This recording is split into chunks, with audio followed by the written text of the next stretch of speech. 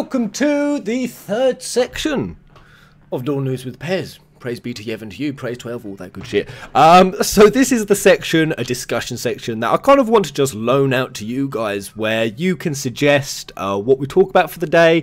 So even if it's just something as minor as, why is Zack a good character, or something that's happening that you want me to go into a bit more detail about. So today's one, I'm going to have to nominate it. Let's talk about the Dissidia Beta. How is the Dissidia Beta? Is it any good? Are you excited for it, Pez, or for the final game now? The answer simply is more than I have ever been. And you guys know I've been waiting for this for a year and a half. I can 100% say, after playing this beta, I am super buzzed and super confident, I think more than anything, that Dissidia can get to the kind of level, or a reasonably decent level of being a MOBA, or arena fighting game, or an esports tournament, whatever you want to call. Now, before I start, I'm going to do the nitty-gritties, point out the negatives. So, of course, this is a beta. It's a closed beta, and whenever there's a closed beta, everyone seems to fall into two, or a lot of people fall into two exaggerative camps. One camp is, oh, it's just a beta, so it can be a broken fucking mess, and you can't complain about it because it's just a closed beta. In fact, it's not even a beta, it's an online test, and you're an arsehole if you point out anything wrong with it. Now, this was mostly from what I had from Comrades. You know, Comrades was broken. I mean, there was an entire day where the servers were crashing, and I could not get a single game in. And when I spoke about that online, people said, oh, it's a closed beta on online test, you should expect that. Now, I don't agree with that. I think that even a online stress test or closed beta should come out with a semblance of working. Now, this Dissidia is a beta. It's not a online test like the Comrades was, although I do still think that this serves the purpose of Team Ninja testing the servers, testing how they handle and how they work. So I'm certain that's going on in the background, definitely. And then the other camp are the people who they just kick off at even the slightest bit of lag or issue, and no, then they say they're not going to get it, even though if the idiots realise it's going to be nothing like that in the final product. So I kind of fall in the middle of those two camps. I want it to work, but I understand it has some issues, and with Dissidia, the biggest issues the beta's had so far, it has had lag. Now, of course, it's going to have lag, 6 people being connected on beta servers. It was never going to be smooth all the way through, but surprisingly for me, it's not as bad as what I've heard online. Some people have been saying it's just laggy. I've seen Kotaku doing articles, it's a laggy mess. Honestly, I'd say about 85% of my games have been lag free. Now, to be fair, I have pretty good internet and I'm in the UK, so I don't know if I have an advantage, but I know some people have had just constant lag. I'm not in a position to say whether that's because your region or because of your Ugandan internet. I don't know. But the other biggest problem was servers bugging. So as you was trying to join a queue, which by the way, the queuing isn't that long. It's been about 5 minutes average for me to get into a game, which is still kind of painfully long. And that's what a lot of people complain about. Oh, I'm so bored having to sit there in the queue. Of course, buy the final product when there's millions more people playing and the servers are refined. I'm really hoping they get those queue times down to... I don't see any reason why it can't just be like instant, frankly. Just hit the join. Maybe ranked will take a bit longer, kind of like how any typical mobile arena fighting game works. But the bugging out, of course, that has to be fixed. That's the biggest one, because it was the same as what I had to do with Comrades. Sometimes when you was queuing, it would kind of bug out but keep you in the queue, and the only way you could get around it was to close down the entire application and start over, which is not fun. That's about all the negatives, to be honest. Other than that, it's been nothing but arena goodness. It's been spectacular. Honestly, the level of polish on this game has already impressed me so much, even just from the beta. And we are getting such a small portion of what this final game is going to be, in terms of characters, in terms of voice lines, in terms of cutscenes, in terms of even modes, and that's really going to be fun to see. Oh, the one other issue that I didn't point out, the nitty-gritty for negative, is there was no friends queue, so you couldn't actually queue and fight people you wanted on the internet, like Comrades. Now, I think that's probably been taken out. I can really imagine that they were going to allow you to invite certain friends into a game, but that was actually the biggest reason why the Comrades was crashing. You could usually get into a game if you were by yourself and you were just kind of free joining. It's usually when you were trying to add people that would crash, so perhaps they took the wise route and took that out while it was just this beta. So you always had to be with strangers.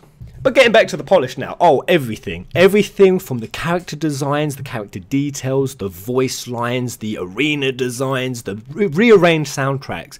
Oh, Dissidia soundtrack is going to be the fighting game soundtrack of the year. I really hope so, because it is just spectacular. They've rearranged it all beautifully. And while we talk about visuals, so everything is polished down to a T so far. Even little things like as you do a voice command while you're in the join queue and you kind of go into the game, if you transition to the game as your character is saying the voice line, it will still keep saying it into the character intros. Just really little details like that I love, and there's so many more to come in the future. According to what they've been saying anyway, how certain characters will react facially on the intro load screens if another certain character who they are connected to in the game is there. However, all of that is just the superficial fluff. It's a beautiful game, but how does it play? And this is the part where I'm going to have to admit it's hard. I hadn't played Dissidia in years, but I've been playing tons of MOBA and fighting games. This is actually tough. This is challenging. There are so many dynamics, maneuvers, strategies, ways to play, things to exploit and learn in this game that when you honestly first start, it's a boatload. But honestly, that right there is the beauty of Dissidia. That level of teamwork, that level of strategic play. That's why when everyone was complaining about the HUD, and even I was, the UI, where you go, oh, there's so much on that UI. It's cluttered, it's messy. But honestly, I only heard about those complaints from people who were watching it before the beta came out, and not even once they've played it. Because really, I had such a concern for this HUD, that there was too much information, but it's not. It's the perfect amount of information.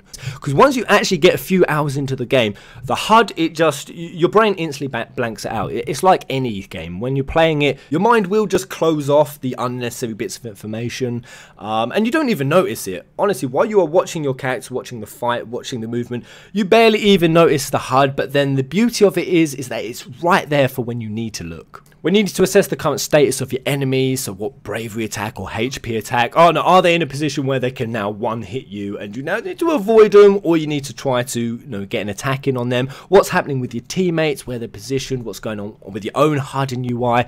There is so much level of strategy that without all of that information, you will just struggle, you will just be blind to certain very core elements of the game. So it might seem really cluttered and messy, but it is all very, very necessary, and I can honestly say after playing a good, I don't know, 10 or 15 hours at this point, the HUD is just seamless, just really helpful, and it just seamlessly melds in with the game. But outside of that, so it's gonna kill me once this beta is over.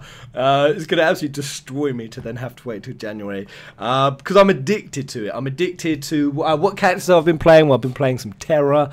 I've actually been playing a lot of Shantoto, weirdly enough. I was really put off by playing Shantoto because it was, I think, a 1.8% play rate in Japan.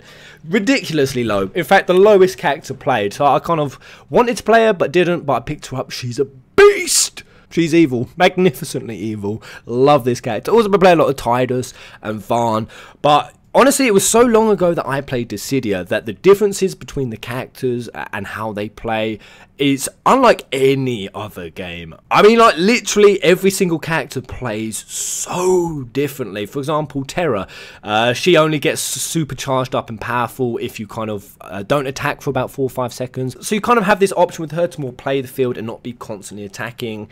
And if you do wait for that, she'll get a super powerful attack. Whereas Firian's totally the opposite. That man's all about spell blasting the door down, arrow blasting, just keeping the attacks going and going and going. And you'll see that with all of the Dissidia characters. They all have such a unique, distinct and totally different playstyle that I've honestly not played any character in Dissidia and it's been similar to any other. They've all been totally different from one to the next. And then when you start throwing in things like gear sets, which then even customize and change that specific character to really their ultimate, I keep calling it ultimate attack, their special attack or the HP attack.